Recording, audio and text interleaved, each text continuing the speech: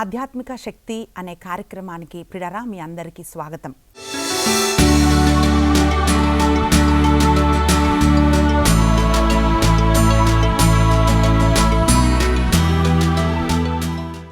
బయట లోకంలో జరుగుతున్న విషయాలు మనం చూసినప్పుడు మనకు కలవరం కలుగుతూ ఉంది. జాన్ 7, 2024 ఈ సంవత్సరం ఒక న్యూస్ చూస్తుంటున్నప్పుడు బిడ్డను చంపిన తల్లి అని ఆ హెడ్డింగ్ చూస్తే ఏంటి అని చూసినప్పుడు ప్రియులారా, ఒక తల్లి తన కుమారుని చంపేసింది. ఈమె ఎవరు అని చూస్తే సూచన సేత్ అని ఏఐ ఒక స్టార్టప్ కంపెనీకి CEO, చాలా చదువుకున్న ఆవిడ. కానీ భర్తతో ఉన్న విభేదాల వల్ల ఆమె డిస్టర్బ్ అయిపోయి బెంగళూరు నుండి ఆమె గోవాకు వచ్చి అక్కడ ఒక హోటల్లో తన కుమారుని చంపేసింది. తిరిగి మళ్ళీ ఒక క్యాబ్ బుక్ చేసుకొని వెళ్తూ ఉంటున్నప్పుడు పోలీసులు ఆమెను పట్టుకున్నారు. ఈ విషయాలు మీకు తెలుసండి న్యూస్లో. కానీ ఈ సంఘటన మనం చూసినప్పుడు ఆ క్యాబ్ డ్రైవర్ ఏం చెప్తున్నాడంటే మధ్యలో ఆపి ఆ తల్లి బ్రేక్ఫాస్ట్ కూడా చేసిందంట. పిల్లలు ఒక పూట తినకపోతారని మా బిడ్డలు తినలేదు అని మనసు కొట్టుకుంటుంది తల్లికి. బిడ్డలకు బాగలేకపోతే మెలుక నుండి తల్లి పరిచర్య చేస్తుంది. అలాంటి తల్లి స్వభావం కలిగిన స్త్రీలు ఎలా చంపగలుగుతారు బిడ్డలని అని అది వింటున్నప్పుడు ఆశ్చర్యం కలుగుతుంది. ఇది ఒకటే ఫస్ట్ ఇన్సిడెంట్ కాదండి, మనం చూసింది వింటున్నది ప్రియులారా. ఇలా అనేకమైన చోట్ల ఇలాంటి సంఘటనలు జరుగుతుంటున్నప్పుడు మనకు కలవరం కలుగుతుంది. అయితే బైబిల్లో మనం పరిశీలన చేస్తే నిజంగా బిడ్డను చంపిన తల్లులు ఉన్నారా అని మనం చూస్తే ఎస్ అండి, బైబిల్లో ఉన్నారు ప్రియులారా. ఎందుకు తల్లులు అలా బిడ్డల్ని చంపగలుగుతున్నారు అని మనము వాక్య ఆధారంగా మనం చూసినట్లయితే అప్పుడు మనకు అర్థమవుతుంది బయట ఏం జరుగుతుంది, మనం ఏం చేయకూడదు అని. ప్రియులారా, మనం వాక్యంలో చూస్తున్నాము 2వ రాజుల గ్రంథము 24వ వచనంలో మనం చూస్తే అటుపిమ్మట సిరియా రాజు బెన్హదతు సర్వ సైన్యంతో ఇజ్రాయేలు మీదికి దండెత్తి వచ్చాడంట. ఆ సమయంలో ప్రియులారా, ఇజ్రాయేలు ప్రజల్ని పరిపాలిస్తున్న జెహోరాము అనే రాజు సమరయ పట్టణాన్ని ఆయన పరిపాలిస్తున్నాడు. అంటే ఇజ్రాయేలు ప్రజలందరికీ యెహోరాము ఈయన రాజు. అయితే సిరియా రాజైన బెన్హదతు ఏం చేశాడంటే ఇజ్రాయేలు ప్రజలని ఆ పట్టణాన్ని ముట్టడి వేశాడంట. ముట్టడి వేసి ఎవ్వరు కూడా బయటికి రాకుండా, బయటి వాళ్ళు లోపలికి రాకుండా ఆయన ఎప్పుడైతే ముట్టడి వేశాడో ప్రియులారా, భయంకరమైన కరువు ఆ సమరయ పట్టణంలో వచ్చిందంట. ఆ కరువు ఎంత భయంకరంగా ఉంది అని మనం చూస్తే వాక్యం ఏం పలుకుతుందంటే, ఒక గాడిద తల 80 వెండి నాణములు, అరపావు పావురపు రెట్ట 5 వెండి నాణములు అమ్మబడెను. గాడిద తల ఎంతండి? 80 వెండి నాణములంట. ప్రియులారా, లేవికాండము 11వ అధ్యాయము 4వ వచనంలో మనం చూస్తే వాక్యం ఏం పలుకుతుందంటే అక్కడ ఒక జాబితా ఉందండి. అంటే తినగలిగిన జంతువులు, తినని జంతువులు, అంటే పవిత్రమైనవి, అపవిత్రమైనవి, ఏవి తినొచ్చు, ఏవి తినకూడదు అనే ఒక జాబితా అక్కడ రాయబడి ఉంది ప్రియులారా. ఆ జాబితాలో మనం చూస్తే అపవిత్రమైన జంతువు గాడిద. ఆ గాడిద తల కూడా, అంటే ఒక అపవిత్రమైన జంతువే కాకుండా దాని తల ఎంత కమ్మబడుతుందంటే 80 వెండి నాణెములకు. పూర్వపు కాలంలో మనం చూస్తే ఇప్పుడు కూడా కొన్ని గ్రామాలలో మనం చూస్తే ఆవు పేడని వాళ్ళు పిడకలు చేసి నిప్పుకి వంట చేసుకోవడానికి వాళ్ళు వాడుతూ ఉంటారు. అలాగే ఆ కరువు కాలములో ఏమి లేకుండా మనం అక్కడ ఏం చూస్తున్నామంటే అరపావు పావురపు రెట్ట 5 వెండి నాణెములకు అమ్మబడ్డదంట. అంటే మీరు ఊహించండి ప్రియులారా, ఆవు పేడతో పిడకలు చేయాలంటే వాళ్ళు ఎంత సమకూరుస్తారు, ఎంత వాళ్ళు ఒక దగ్గర తీసుకొని వచ్చి దాన్ని పిడకలు చేసి ఎలా చేస్తారో, పావురం ఎంత రెట్టేస్తుందండి. ఆ రెట్టను ఏరటానికి వీళ్ళు తిరుగుతున్నారు. అంటే పావురపు రెట్టను కూడా వెతుకుతూ తిరుగుతున్నారు. అంటే ఆ ఇంటెన్సిటీ ఎంత భయంకరమైన ఆ కరువో మనకు అర్థం కావటానికి ఇంత స్పష్టంగా ఇక్కడ బైబిల్లో రాయబడి ఉందండి. అంటే అంత దారుణమైన ముట్టడి శత్రువులు ఇజ్రాయేలు ప్రజలకు విరోధంగా వేశారు ప్రియులారా. ఇది మనం ఎందుకు చదువుతూ ఉంటున్నామంటే అప్పుడే మనకు అర్థమవుతుందండి. ఇప్పుడు కరోనా సమయంలో ఒక షాప్స్ అన్నీ బంద్ అవుతాయి, ఇంకా ఏం తెరవరు అన్నప్పుడు మనం ఎలా ఆహారాన్ని సమకూర్చుకున్నాం? ఇంక కొంతమంది పేదవాళ్ళు ఏ రోజుకి ఆ రోజు అంటే డైలీ లేబర్స్ ఎప్పుడు ఏ పూటికి ఆ పూట తెచ్చుకునే వాళ్ళు ప్రిలరా ఎంత కష్టపడ్డారు తిండి లేక.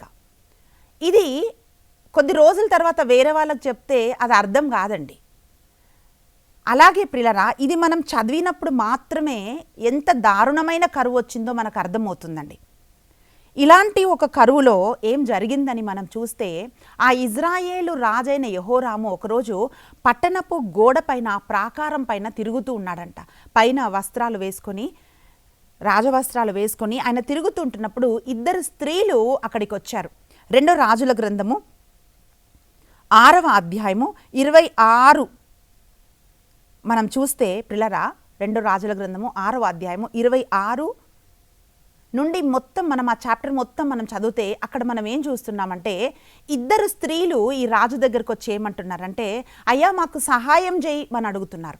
అప్పుడు రాజు ఏమంటున్నాడంటే, మా కళ్ళెంలో ధాన్యము కానీ గానుగులో ద్రాక్షరసం కానీ నా దగ్గర లేవు, నేను ఏం సహాయం చేయగలను మీకు అని ఆ స్త్రీలను అడుగుతున్నప్పుడు వాళ్ళు ఏమంటున్నారంటే, అయ్యా మాకు కళ్ళెంలోంచి ధాన్యము కానీ గానుగులోంచి ద్రాక్ష రసము కానీ ఇవేమి కానీ మాకొద్దు, కానీ మాకు న్యాయం కావాలి అని ఆ స్త్రీలు అడుగుతున్నారు.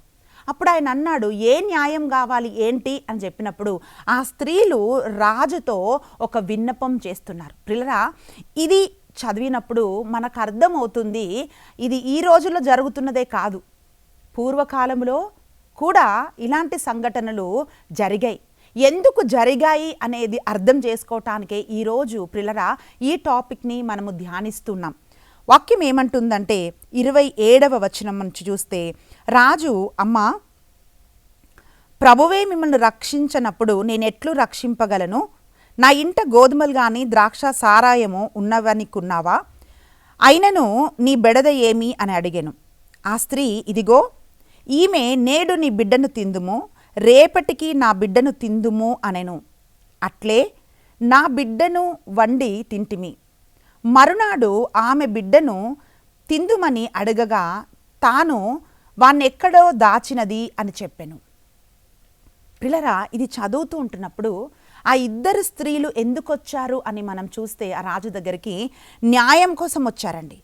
ఏం న్యాయం అని చూస్తే వాళ్ళు ఏమంటున్నారంటే, ఒక స్త్రీ అంటుంది, ఎంత భయంకరమైన కరువు కాకపోతే ప్రిలరా వాళ్ళు ఏం మాట్లాడుకుంటున్నారంటే, ఇద్దరు స్త్రీలు వాళ్ళు అంటూ ఉన్నారు, ఇదిగో నాతో ఉన్న ఈ స్త్రీ ఏం చెప్తుందంటే, మనం ఆకలితో చచ్చిపోవటం కంటే ఈ బిడ్డను చంపి మనం తిందాము, రేపు నా బిడ్డను తినొచ్చు అని ఆ ఇద్దరు స్త్రీలు మాట్లాడుకొని ఆ ఒక స్త్రీ బిడ్డను చంపి వాళ్ళు తిన్నారంట. మరుసటి రోజు ఆమె బిడ్డను తినాలంటే ఆమె బిడ్డను దాచిపెట్టిందంట.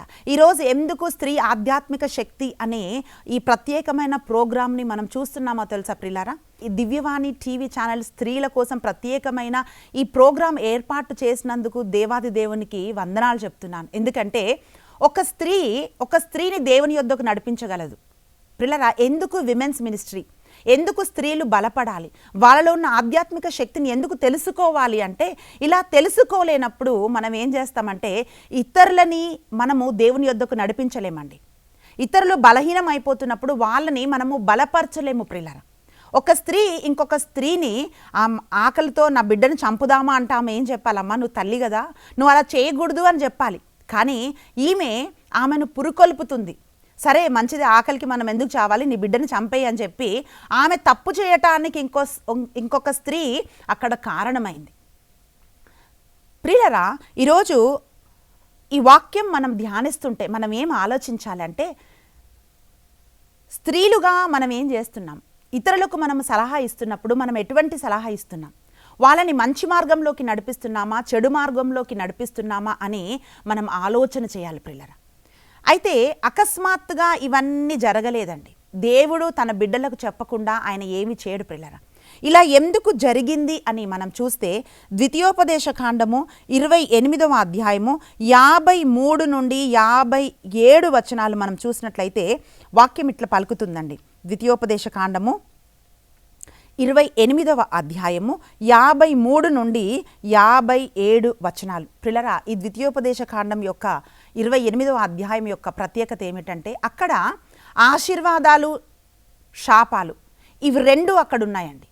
దేవుని ఆజ్ఞలను నమ్మి దానిలో నడిచిన వాళ్ళకి ఎటువంటి ఆశీర్వాదాలు ఉన్నాయి, దేవుని ఆజ్ఞలను విడిచిపెట్టి దేవుడికి విరోధంగా నడిచిన వారి జీవితంలో ఎటువంటి శాపాలు ఉన్నాయి అని ఒక జాబితా ఇక్కడ రాయబడి ఉందండి. మనం చూస్తున్నాము వాక్యంలో ప్రిలరా 53వ వచనం, ఆ ముట్టడిలో మీరు ఆకలి బాధ భరింపజాలక ప్రభువు మీకు దయచేసిన బిడ్డలనే తిందురు. శత్రువులు వచ్చి మీ పట్టణములను ముట్టడించి మిమ్ము బాధించు కాలమున కలవారి ఇంట పుట్టిన మృదువు స్వభావముతో అతి సుకుమారముగా పెరిగిన మనుష్యుడు కూడా తిండి దొరకక తన పిల్లలను కొందరిని తినివేయును. తన సోదరునికి గాని ప్రియ భార్యకు గాని చంపక మిగిలి ఉన్న తన పిల్లలకు గాని తాను తిన్న మాంసంలో భాగము ఇయ్యడు. శత్రువులు వచ్చి మీ పట్టణంలో ముట్టడించి మీకు ఏమీ దొరకనీయకుండా బాధపెట్టు కాలమున కలవారి ఇంట పుట్టి చాలా సుకుమారంగా పెరిగి తన అరికాలు నేలపై మోపుటకు అంగీకరించని స్త్రీ సైతము తిండి దొరకక తన కాళ్ళ మధ్య తాను కనబోవు బిడ్డతో పాటు తన గర్భము నుండి వెలువడిన మావిని కూడా తాను రహస్యంగా భక్షింప తన ప్రియ భర్తకు గాని బిడ్డకు గాని ఆమె జాలి నొందనిదై ఆ తిండిలో భాగమియ్యదు. ఇది జాగ్రత్తగా చదివితే ప్రిలరా, ఇది ఎప్పుడు జరుగుతుంది అని అంటే, ఇది ఎవరైతే దేవుని చేత శపించబడ్డవారో వారు చేసే పని అన్నమాట.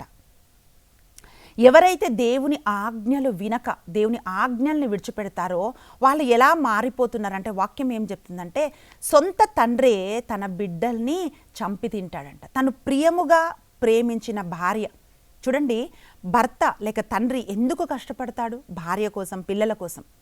వాళ్ళు ఎంత కష్టపడి భార్య పిల్లల్ని వాళ్ళు పోషిస్తారు, ప్రేమిస్తారు. కానీ ఇక్కడ మనం ఏం చూస్తున్నామంటే, తను ప్రియమైన భార్యకు కానీ తన పిల్లలకు కానీ తన చంపిన ఆ బిడ్డ మాంసంలో భాగం ఇయ్యడంట. అంటే ఆహారము పెట్టడంట పిల్లరా. అలాగే మనం ఏం చూస్తున్నామంటే, అతి సుకుమారంగా కాలు కూడా కింద మోపకుండా, సుకుమారం అని ఎందుకు ఇక్కడ రాయబడ్డదంటే పిల్లరా, అంటే ఏదైనా ఒక చిన్నదైతే కూడా తట్టుకోలేని వాళ్ళు ఎంత క్రూరంగా మారిపోతారంటే బిడ్డను కూడా చంపి తినే అంత క్రూరంగా మారిపోతారు అని మనం బైబిల్లో మనం చూస్తున్నాం. అటువంటి స్త్రీ ఎట్లా మారిపోతుందంటే తన సొంత బిడ్డను చంపి తింటుందంట. ఇంకా ఎప్పుడైతే ప్రసవిస్తున్నప్పుడు మావి వస్తుందో ప్రిలరా, ఆ మావిని కూడా ఆమె తింటుందంట. అది వినడానికే భయంకరం ఉందండి. అంటే అటువంటి క్రూరత్వం, అటువంటి ఒక భయంకరమైన కరువు, అటువంటి పరిస్థితుల గుండా వాళ్ళు నడిపించబడతారంట. లేవికాండము 26వ అధ్యాయము 27 నుండి 29 వచనాలు మనం చూస్తే పిల్లరా, అక్కడ వాక్యం ఏం పలుకుతుందంటే, నా మాట మీరు వినక నాకు విరోధంగా మీరు తిరిగారు గనుక నేను మీకు విరోధినైతిని. కనుక నేను మిమ్మల్ని 7 రెట్లు అధికముగా నేను దండించదను. మీ కుమారులను మీ కుమార్తెలను వారి మాంసమును మీరు తిందురు అని లేవికాండంలో 26వ అధ్యాయంలో మనం చూస్తున్నాం. 27 నుండి 29 వచనాలు మనం చదివితే ఇది ఏంటి అని మనం చూస్తే ప్రిలరా, ఎవరు ఇలా చేస్తారని చూస్తే ఎవరైతే శాపం కింద ఉంటారో వాళ్ళు అలా చేస్తారు. ప్రియ సహోదరి, ఈరోజు మనము చూస్తున్న ఈ వార్తలు, ఒక తల్లి బిడ్డను చంపింది, ఒక తండ్రి తన సొంత బిడ్డని పాడు చేశాడు, లేక ఇలాంటివన్నీ వార్తలు మనం చూస్తున్నప్పుడు ఎందుకు ఇవి జరుగుతున్నాయి అని మనం చూస్తే, ఎందుకు ఎప్పుడు ఈ స్త్రీలు చంపారు? ఎప్పుడు కరువు వచ్చిందో అప్పుడు చంపారు. అయితే ఈరోజు మనం అనుకుండొచ్చు, మనకేంటి చాలా జ్ఞానం ఉంది, డబ్బు ఉంది, అన్నీ ఉంది, మనం చాలా కంఫర్టబుల్గా ఉన్నాము, ఇలాంటి పరిస్థితి మాకెందుకు వస్తుంది అని మనం అనుకుంటాం. పిల్లరా, కరువు సంభవించబోతున్నప్పుడు ప్రతి ఒక్క మనిషి ఇలా మారిపోతాడనమాట. ఈ బైబిల్లో ఇది ఎందుకు పొందుపరచబడ్డదంటే, కరువు కాలంలో ఇలా జరగకుండా, ఈ కరువు అనే ఒక మాటను మనం అర్థం చేసుకుంటే మనం చూస్తున్నాము. ఆమోసు గ్రంథము 8వ అధ్యాయము 11 నుండి 12 వచనాలు మనం చూసినట్లయితే వాక్యం ఇట్లా పలుకుతుందండి. ఆమోసు గ్రంథము 8వ అధ్యాయము 11, 12 వచనాలు. సర్వోన్నతుడైన ప్రభువు ఇట్లా అనుచున్నాడు, నేను దేశము మీదికి కరువును పంపు కాలము వచ్చుచున్నది. అది కూటికి నీటికి కలుగు కరువు కాక ప్రభువు వాక్కును వినకపోవుట వలన వచ్చు కరువు. ప్రజలు ఈ సముద్రం నుండి ఆ సముద్రం వరకును, ఉత్తరము నుండి తూర్పు వరకును ఇటు నటు తిరుగాడుచు ప్రభువు సందేశం కొరకు గాలింతురు, కానీ అది వారికి లభింపదు. ఈ వచనం మీరు గుర్తుపెట్టుకోండి పిల్లరా. ఆమోసు గ్రంథం 8వ అధ్యాయము 11, 12 ఈ 2 వచనాలు ప్రభు ఏమంటున్నాడంటే, అది ఒక మనిషి మాట కాదండి, సర్వోన్నతుడైన ప్రభు ఇట్లా అనుచున్నాడు. అది ఏమిటి అంటే, కరువు రాబోతుంది, నేను ఒక కరువును పంపబోతున్నాను. అయితే కరువు అనగానే మనుషులు ఏమనుకుంటారంటే, కరువు వస్తే ఏం పర్వాలేదు, నా దగ్గర చాలా డబ్బులు ఉన్నాయి, చాలా సంచులు బియ్యం నేను పెట్టుకోవచ్చు, హాయిగా నేను తినొచ్చు, బ్యాంక్ బ్యాలెన్స్ ఉంది అని అనుకుంటుండొచ్చు. కానీ దేవుడు ఏమంటున్నాడంటే, నేను ఎట్లాంటి ఒక కరువును పంపబోతున్నానంటే, అది నీటి కోసము కూటి కోసం వస్తున్న కరువు కాదు, నా మాట వినకపోవటం వల్ల వస్తున్న కరువు. అది ప్రభువే పంపుతున్నాడు. అప్పుడు పరిస్థితి ఎట్లుంటుందంటే, ఇప్పుడు వాక్యం విస్తారంగా విత్తబడుతున్నప్పుడు వాక్యం వినడానికి మనుషులకు హృదయం లేదండి. చాలామంది అంటుంటారు, నాకు మరియతల్లి అంటే చాలా ఇష్టం అంటారు. మరియతల్లి అభిషేకం ఏంటో తెలుసా అండి? వాక్య రూపమై ఉన్న ఆ యేసు ప్రభుని తన గర్భంలో ఆమె ధరించింది. అందుకే ఎలిజబెత్ అమ్మ దగ్గరికి వెళ్ళి 100 వచనం చెప్పింది ఆమె, అంతే. షాలోమ్ అనిందో, ప్రైజ్ లార్డ్ అనిందో, గుడ్ మార్నింగ్ అనిందో, కానీ ప్రియులారా 100 వచనం చెప్పిందంట. ఆ 100 వచనం చెప్పినప్పుడు ఎలిజబెత్ అమ్మ అభిషేకించబడ్డది. అంటే ఆమె హృదయం నిండా వాక్కుతో నింపబడ్డది. ఈరోజు మరియతల్లి అంటే నాకు ఇష్టం అని చెప్తున్న వాళ్ళందరూ జాగ్రత్తగా వినాల్సింది ఏంటి అంటే, మరియతల్లి అంటే నీకు ఇష్టం అంటే నువ్వు వాక్కుతో నింపబడాలి, వాక్కుని ప్రేమించాలి. తల్లి కుమారుణ్ణి ప్రేమిస్తుంది కదా, అలాగే ఎవరెవరైతే మరియతల్లి నాకు ఇష్టం అని చెప్తారో వాళ్ళు వాక్యం చదవటానికి, వాక్యం వినటానికి, వాక్యం ధ్యానించటానికి వాళ్ళు ఇష్టపడాలి ప్రియులరా. అదే మరియతల్లి యొక్క అభిషేకం. వాక్యం ఎలాంటి ఒక కరువు వస్తుందంటే, ఈ సముద్రం నుండి ఆ సముద్రం వరకు, ఈ దిక్కు నుండి ఆ దిక్కు వరకు మనుషులు జల్లిస్తారంట, అంటే జల్లెడబడతారంట. వాక్యం ఏమంటుందంటే, ఇటు అటు మీరు తిరగాడతారు, వెతుకుతారు, కానీ ప్రభువు సందేశం కొరకు గాలింతురు. గాలించటం అంటే ఏంటంటే, చూడండి, బియ్యం కూడా గాలిస్తుంటారు కొన్నిసార్లు, అంటే దాంట్లో ఇసుకుంటుందేమో అని చాలా క్షుణ్ణంగా, దాంట్లో 1-2 అంటే కొద్దిగా ఇసుకున్నా కూడా మొత్తం ఆ బియ్యం అంతా గాలిస్తారు. అయితే వాక్యం ఏమంటుందంటే, దేవుని వాక్యం కోసం గాలింతురు అంటే వెతుకుతారన్నమాట. వెతికినా కూడా దేవుని వాక్యము వినబడని అలాంటి ఒక భయంకరమైన కరువు రానున్న దినాలలో రాబోతుందంట. అందుకే ఎప్పుడైతే వాక్యం ప్రకటించబడుతుందో ఆ వాక్యాన్ని హృదయంలో భద్రం చేసుకోవాలి, వాక్యాన్ని వినాలి, చదవాలి, ధ్యానించాలి, వాక్యానికి ప్రాధాన్యత ఇవ్వాలి ప్రియులారా. ఈరోజు వాక్యానికి ప్రాధాన్యత లేదు. వాక్యం వినటం అంటే మనుషులకు ఇష్టం లేదు. అది ఎలా అంటే 2 నిమిషాలు 3 నిమిషాలు వాక్యం కావాలి, అంటే ఫాస్ట్గా అయిపోవాలి, పని చేసుకుంటా వాక్యం వినాలి. కానీ ప్రియబిడ్డ, నువ్వు వాక్యం ధ్యానిస్తూ ఉంటున్నప్పుడు ఆ వాక్యాన్ని నువ్వు కూర్చొని శ్రద్ధగా బైబిల్ తీసి చదివి రాసుకొని నువ్వు ధ్యానిస్తుంటే అది నీ హృదయంలో భద్రపరచబడుతుంది. ఇలాంటి ఒక కరువు రాబోతుందంట. పూర్వదినాలలో అట్లాంటి ఒక కరువు వచ్చిందండి. 1 సమూయేలు గ్రంథము 28వ అధ్యాయము 6వ వచనంలో మనం చూస్తే, సౌలు దేవుని వాక్కు కోసం వెతికాడంట. ఆ రోజు రాజులు ఎట్లా యుద్ధంకి వెళ్ళే వాళ్ళు అంటండి, వాళ్ళకి ఇష్టం వచ్చిన చోట వాళ్ళు వెళ్ళేవాళ్ళు కాదు. ఒక ప్రవక్త దగ్గరికి వెళ్ళి, ఒక యాజకుడి దగ్గరికి వెళ్ళి వాళ్ళు అడిగేవాళ్ళు, మేము యుద్ధానికి వెళ్ళాలా లేదా. దేవుడు జవాబిస్తేనే వాళ్ళు యుద్ధానికి వెళ్ళేవాళ్ళు. అక్కడ వాక్యంలో మనం ఏం చదువుతున్నామంటే, కళ ద్వారా కానీ, ఊరిమి ద్వారా కానీ, ప్రవక్తల ద్వారా కానీ, యాజకుల ద్వారా కానీ, స్వప్నమందు కానీ ఏ విధముగా కూడా యావే వాక్కు సౌలుకు ప్రత్యక్షం కాలేదంట. అంటే దేవుని వాక్కు, దేవుని జవాబు ఆయనకు రాలేదు కనుక ఆయన ఒక మంత్రగత దగ్గరికి వెళ్ళాడు. ఎందుకు వెళ్ళాడు? నేను యుద్ధానికి వెళ్తే నేను గెలుస్తానా లేదా అని చెప్పి అడగడానికి వెళ్ళాడు. ఈరోజు ఎందుకు ఇట్లాంటి ఒక పరిస్థితి వస్తుంది అని మనం ఆలోచన చేస్తే ప్రియులారా, దేవుని వాక్యానికి మనం ప్రాధాన్యత ఇవ్వటం లేదు. దేవుని వాక్యం అంటే చాలా కేర్లెస్ అన్నమాట. ఏముందిలే అని అనుకుంటున్నారు. కానీ ప్రియులారా, ఆ వాక్యాన్ని మనం భద్రం చేసుకోవాలి. హోషేయ గ్రంథము 4వ అధ్యాయం 6వ వచనంలో మనం ఏం చూస్తున్నామంటే, నా ప్రజలు ఎందుకు నశిస్తున్నారు అని అంటే జ్ఞానము లేక నశిస్తున్నారు అని వాక్యం పలుకుతోంది. దేవుని జ్ఞానం ఉంటే మనం నశించిపోం ప్రియులారా.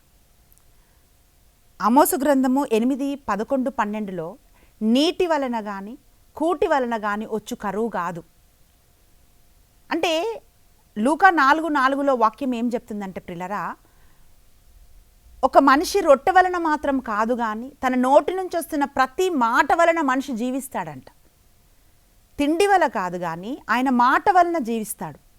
యోహాను సువార్త 7వ అధ్యాయము 37, 39 మనం చూస్తే ఈ వచనాల్లో అక్కడ సమరయ స్త్రీని గురించి మనం చూస్తున్నాం.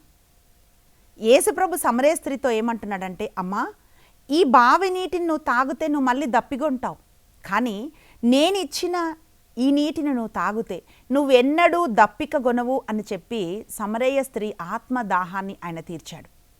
పిల్లరా, దేవుని వాక్యము, దేవుని ఆత్మ అభిషేకము మనం కలిగి ఉన్నప్పుడు మనం నశించము అని బైబిల్ చెప్తా ఉంది.